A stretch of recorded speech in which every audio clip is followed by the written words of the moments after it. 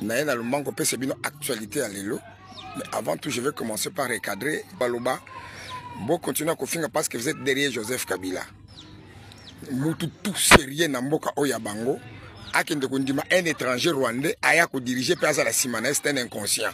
Azanya mokoza la papa oza mwana mwasi oza mwa mobali oza inconscient avec beaucoup de facilité.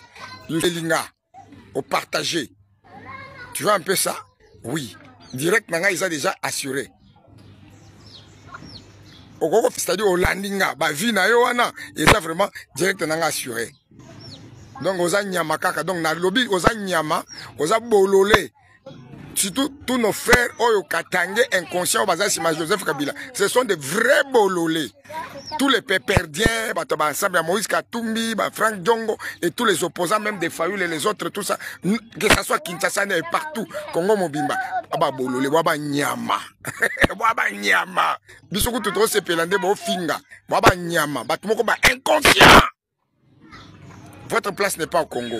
Le Congo appartient aux vrais Congolais, Oyo Bazana sens patriotique. Ozolo Bakozo Oyebi, français, Otanga, tu es un professeur de l'université, tu es ceci et cela, mais tu es derrière un Joseph Kabila. Paya Lokola, Nana Babota, Oyako Konda, Yawana Nagoma, entouré par les Rwandais, plus de 500 Rwandais. Paul Kagame, le papa, il bima pe poleli. Tango amoni déjà que non, Nandenga, immunita zaki nango ya Sénat, Aboyaka déjà qu'on se présentait, Abandoko ya Goma na Katimini, Bisson Stoebi, Abandoko ya tous les jours.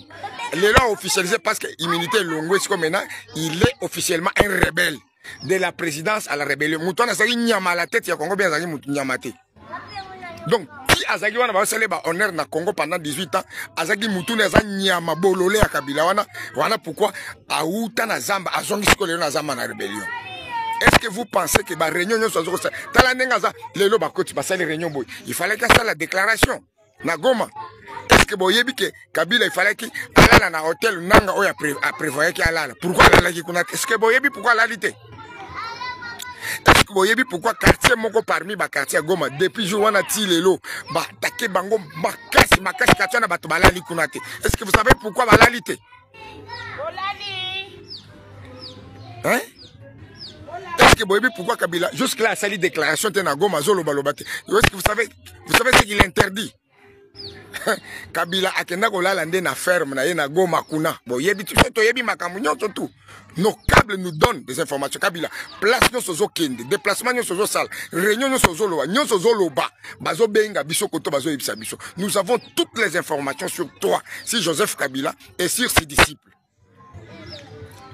C'est monsieur de Kazembere. Joseph Kabila. Bouriki qu'il est moins intelligent comme Inikakayete. C'est un militaire. Les militaires, nous les politiques. Un militaire, tu es quelqu'un qui ne trouve que la solution qui est dans l'arme. Et ça, Boussoba. N'a pas réunion Bokoti. T'as la biloko bino bolobi. Bozana posé à attaquer encore plus. Au village au Wapi. Le nom me reviendra encore juste après. Pour Bokendeti qui s'engage. Walikali. Pour Bokendeti qui s'engage. N'a pas réunion de vous voulez renforcer maintenant. C'est que nani renforcer. Makashi ba militaire.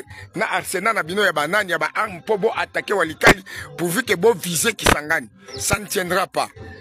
Na ebisi gouvernement. Na biso.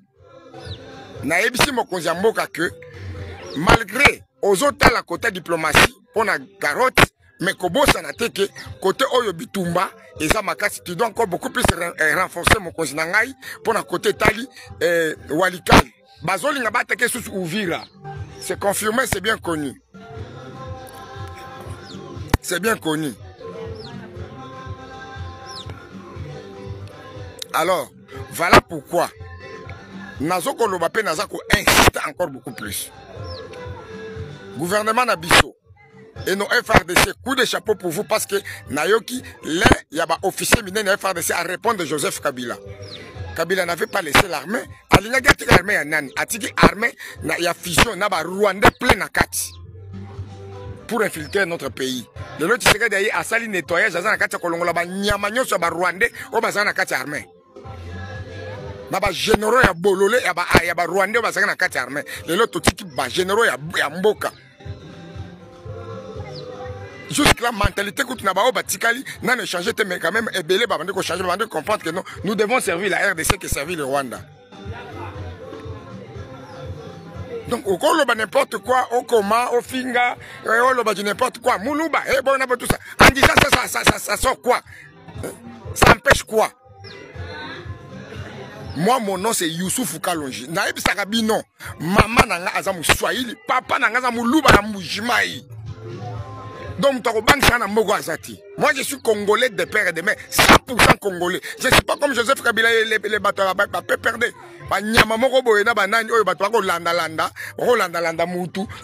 Alors que vous êtes des intellectuels. Bino moko boko le président a remplacé Tshisekedi te foka Kabila.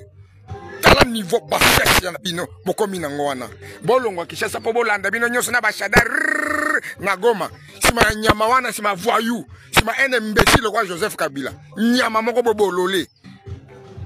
Alors boke bana ba je wana donc soko olingo finga no me boye ba ke ba je na bino ekokoma na suka. Trump ye wana abengi Museveni abengi mutu abraza. Vous voulez attaquer Kabilazo contre réunion na bananga. Non, il faut tout Tshisekedi dit à Bimaero, toi chasser. Toi chasser Kabila. Kabila toi chasser Tshisekedi. Soza mobali bakata ongenga ndengo zaliwa na 9 mois babota yo. Tozo zela yo o récupérer moka to mona tsoko mobali. Mbongo nyonso zwa na Congo yo frauduleusement okozongi samboka. Mbongo nyonso ngozongi sa na mboka. Et puis tozo kangayo mano militaire, ça je te dis, je te promets. Nazo sanga na gouvernement boy. Ne permettez pas bato pe perdre oyo ba lobaka les sous batangane batu nyonso wana bato ba ensemble bato ba pe perdre tous les pro Kabila que ça soit dans l'armée, dans l'administration, dans tout boyoki ka soupçon ya bato nya modèle wana mbala moko babwila bango. Mokonsi bakanga bango fungola miso awa eza sumanga ba carotte te en attendant tozoko zela juin pour accord na biso militaire oyo ko nani accord biso ya nani ya accord économique. Pour moi je ne tiens pas compte sur accord de paix ya ba Paul Kagame qui joue encore les jeux ya banani ya ba ping-pong ba jeu ya ba double face. Il prévoit que na 6e mois il va signer un accord de paix. Mais awa koto yo yewana zo sala ka babuzo bane wana na Joseph Kabila koto. Donc il veut pas que à mon avis sous azo Kabila dans le devant. Pour yemoko des gens denga zali wana ayebi que d'ici na juin azo kende ko signer accord. Mes très chers amis, boye ba que nous sommes au courant de tout ce qui se passe. Toutes vos réunions au Bokosa na Goma, tozali awa. Est-ce que vous savez combien de gens nous informent? Nana zo ka information combien de gens? Yo yebi batwaza na Bukavu na Uvira na Goma o comme en privé et puis bazo kopesa biso bana et puis parmi bato bazana Joseph Kabila. Vous savez combien de gens nous appellent? Yo zo posé toi tu es qui? Tu me connais moi hein? Tu es qui? Est-ce que yo so monanga déjà na osala vidéo na kata bureau ya propre ya nini tout ça? Na osanga ya musani. Yo komonanga na bazamba na ba place moya lokuta ya pamba je donne des informations. Tozana bino. Paul Kagame ayebi eloko Massad Bolos lobby ayebi ça qui est na téléphone de la part de Trump. Ba pesa une information le kuta te ke ba lobby boye. Amérique wana zo sala ba jé ba hypocrisie faux et archi faux. Trump n'a pas vraiment droit ya ko sala ba biloko wana. D'ailleurs pour votre information nana source moko ya ba américain ngana uchotanga. Na kuti déjà que parmi akoko facilité o ba tché parmi bitumba ya Inde na ba soki na Pakistan soit pareil. Bazo proposé Madame Thérèse Kayikwamba par les Américains pour faire la médiation entre conflit na bango wana. Et vous voulez parler de l'hypocrisie des Américains. Donc pour aujourd'hui, abonnez-vous, c'est l'artiste Youssouf Kalonji. Na un méchant lelo pour na bato perdre pour na bato Joseph Kabila des inconscients. Na c'est bino que va bololé makasi.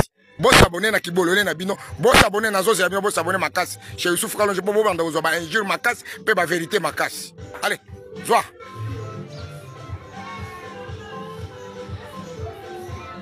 Méchant ma